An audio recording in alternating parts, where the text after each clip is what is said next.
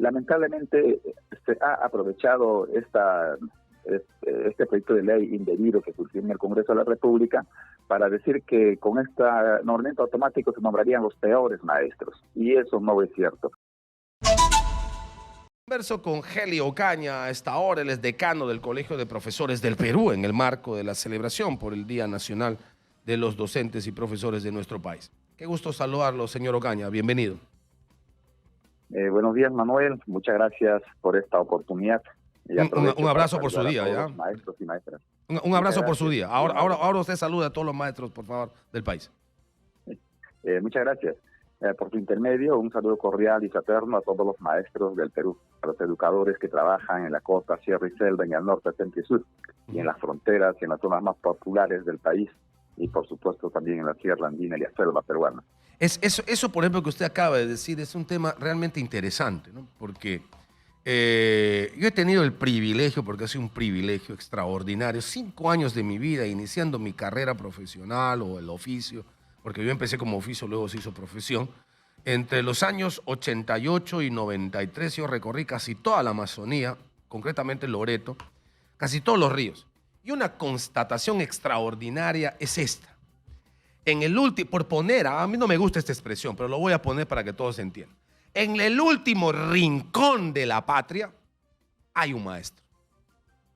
Es decir, el rostro del Estado del Perú, en realidad, a donde te vayas, al llano amazónico más, digamos, entreverado entre los ríos, en la vegetación, o a la zona, a la puna más alta, 3.500, 700, 800, 900 o 4.000, 4.100 metros sobre el nivel mar, en alguna comunidad nativa, en alguna comunidad campesina, indígena del Perú, el rostro del Estado del Perú y de la patria es un maestro. Eso es real, señor Ocaña. Efectivamente, Manuela. Yo me nombré una escuela rural, quechua hablante de la sierra y además de creación. Es que trabajé solo en un espacio de zona rural por 3 años con niños que van del primero al 3er grado, y como era creación trabajé, por ejemplo, con niños que van de 6 años hasta 9 años, a 10 años prácticamente.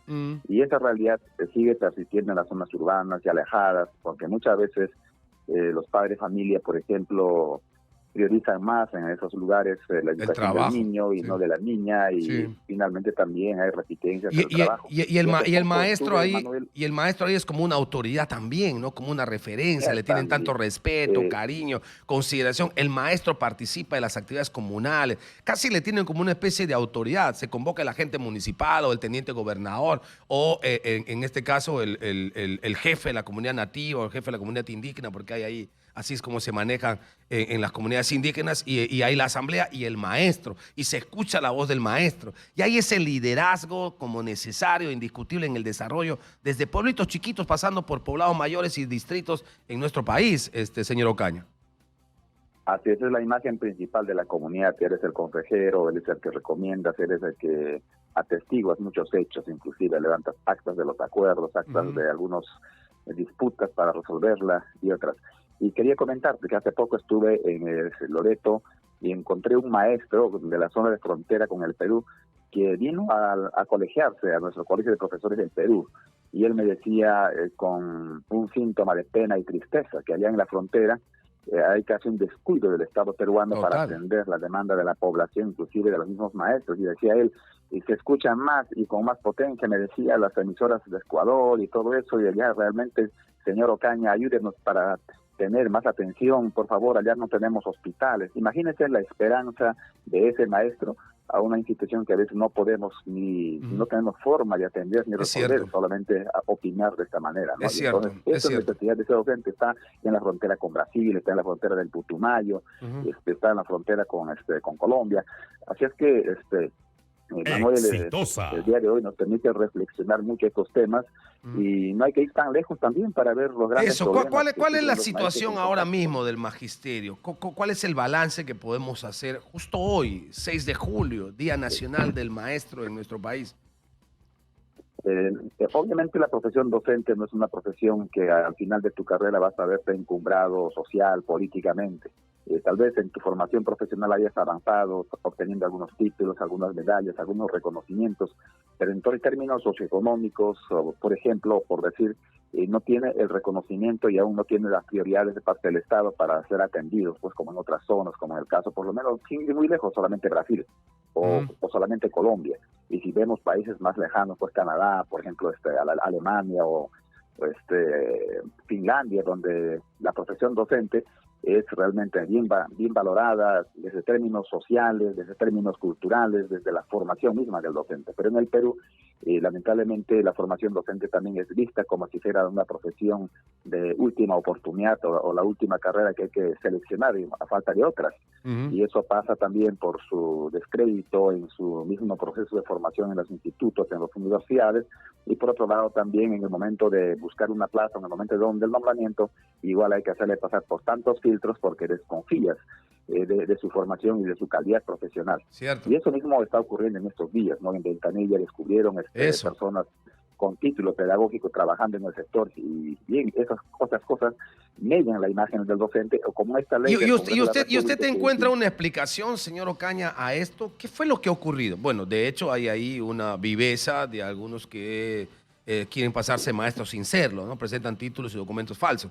Pero ¿dónde están los filtros? ¿Qué es lo que pasa ahí con la dirección regional, la gerencia regional de educación que corresponde al gobierno regional del Callao? ¿Qué pasa con las UGELes que están bajo el mando, según el área jurisdiccional, de los gobiernos regionales? ¿Qué filtros están fallando, señor Ocaña? En principio hay que decir, en todo caso, no habría sido la primera vez que ha ocurrido. Debe haber ocurrido año tras año. Y entonces hay gente que ha estado acostumbrada a estos temas. Y no solo por parte de los postulantes, no también por parte de las autoridades, quienes le han permitido. Porque entre colegas nos conocemos, y también un administrador, un director o un jefe de personal de la unidad de gestión educativa local puede identificar y conocer, por ejemplo, cómo están evidenciadas los documentos, si hay documentos que están fedateadas en el momento o son documentos que vienen siendo usadas con una fedatación de fechas anteriores. Hay formas de cómo descubrir de cómo ha sido contratado. Sin embargo, no habiendo también una política de seguimiento por parte de las autoridades, suelen ocurrir estos temas. Y alguien decía, no, si esto está ocurriendo en el Callao, imagino que es peor en la Sierra Andina, en otras zonas. Imagínese, por claro, supuesto. en el interior del país la gente se conoce, en provincia más pequeña la gente se conoce. Claro, cómo ahí es más difícil, gente, este no ha pasado por universidad, no ha pasado por pedagógico, este no es maestro, está mintiendo. Ahora, es sobre la norma esta que está para reconsideración, porque se ha planteado una reconsideración, que es este asunto del nombramiento automático de docentes. ¿Cuál es el pronunciamiento del colegio? Nosotros expresamos que es lamentable que se haya discutido y se haya pretendido aprobar en el Congreso cuando por medio estábamos en otro proceso de concurso de nombramiento. Creo no podemos, si comparamos con el fútbol, no podemos estar en un partido de fútbol de 90 minutos y a los 70 minutos te cambian las reglas de juego, y eso afecta a quienes ya estaban corriendo en este concurso de nombramientos. Y de tal manera que si tenemos un promedio de 130,000 maestros en la segunda fase, ya siendo citados para ir a ser evaluados en las escuelas, imagínate que te pongan otras reglas de juego, ¿cómo queda?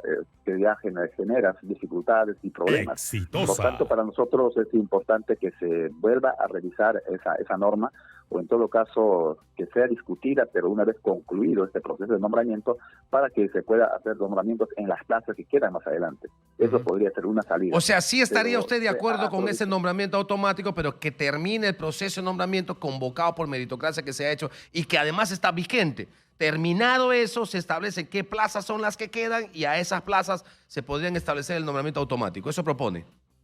Eso podría ser una posibilidad, pero no es que debe ser necesariamente así. Digo por lo siguiente, Manuel. Lamentablemente se ha aprovechado este proyecto de ley indebido que surgió en el Congreso de la República para decir que con este nombramiento automático se nombrarían los peores maestros. Y eso no es cierto. ¿Por qué? Porque a partir de los concursos del 2016, todos los años la contratación es en base al cuadro de méritos que queda en el proceso de nombramiento. Es decir, no hay contratados que estén trabajando sin ser parte de un cuadro de méritos. En los últimos años, 2021, 2022, por ejemplo, se usaron el cuadro de mérito del concurso del 2019 para contratar a los maestros. Y en este año 2023 se ha contratado de acuerdo al cuadro de méritos de la evaluación de último enero. Entonces, por tanto, no es que los contratados no hayan pasado ningún filtro, no es que los contratados no hayan participado. Exactamente, en la evaluación. es verdad, participan de los procesos, pero hay tan pocas plazas que lógicamente no acceden. Es como los ingresos a las universidades. Dan examen de admisión, pero son tan pocas las plazas, en todo caso las vacantes, hay gente que teniendo buen puntaje quedan fuera.